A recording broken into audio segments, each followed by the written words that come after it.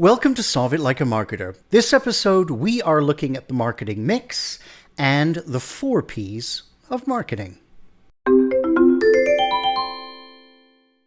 Even though the marketing mix and 4 Ps of marketing are sometimes used interchangeably, they're actually not quite the same thing. The simple definition of the marketing mix is about putting the right product in the right place, at the right time, and at the right price. This is where your marketing mix strategy comes into play. In 1960, a marketing professor, E. Jerome McCarthy, defined what we now know as the 4 Ps: product, price, place, and promotion. Now, these are components of your marketing mix strategy. They basically segment the marketing mix so that you can concentrate on each of these factors separately. So, whether you're a large corporation or a small business, it's very important that you consider carefully how these 4 factors work together, balance and complement each other within your overall strategy. Let's take a closer look. Let's start with product. Although we do use the term product, this can refer to things that are both tangible or intangible.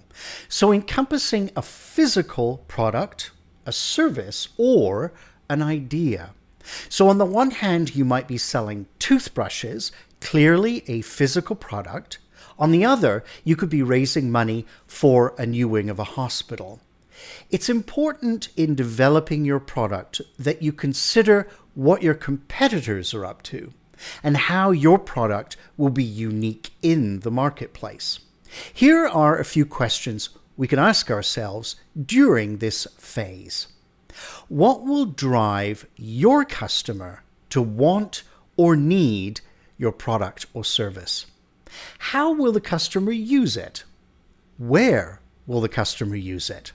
How is your product differentiated from competitors in terms of its name, packaging, and availability? Will the customer become loyal to your brand, and why?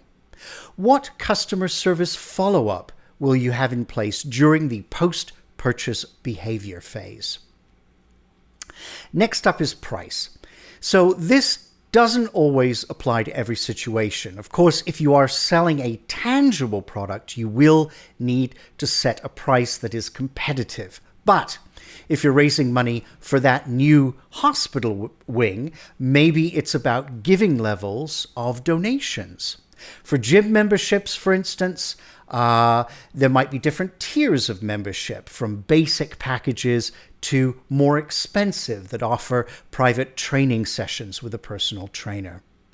One point we should make about pricing is that if it's set too low, it will be seen as inferior in the eyes of the customer, as they compare it to competitors. And if it's too high, the costs will be seen to outweigh the benefits. So, especially if this is a new product or service, you'll need to hit the right balance of a fair and competitive price.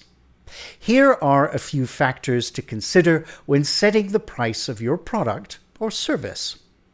Examine the cost to create your product or service, and this can include materials and human resources, who you have to hire. How are your competitors pricing their product or service? What is the perceived value of your product or service by potential customers? Can you increase or adjust your pricing over time? Now, the third component to the marketing mix is place, and we can also think of this as product placement or distribution, whether that be a physical product in the stores or virtual online. Here, accessibility is key. Your customers need to have easy access to purchasing your product. Think about who your customers are likely to be and where they're likely to purchase. Are they seniors, for instance, and therefore mobility might be an issue? If you're offering online options, what will the user experience be like? Is it a quick push of a button, or is it a complicated process? Again, it's very important to know your target market well. Here are some questions to consider. So who are your customers and where will they purchase? What will the user experience be like, either in the store or online? What are the customer expectations of you as a seller?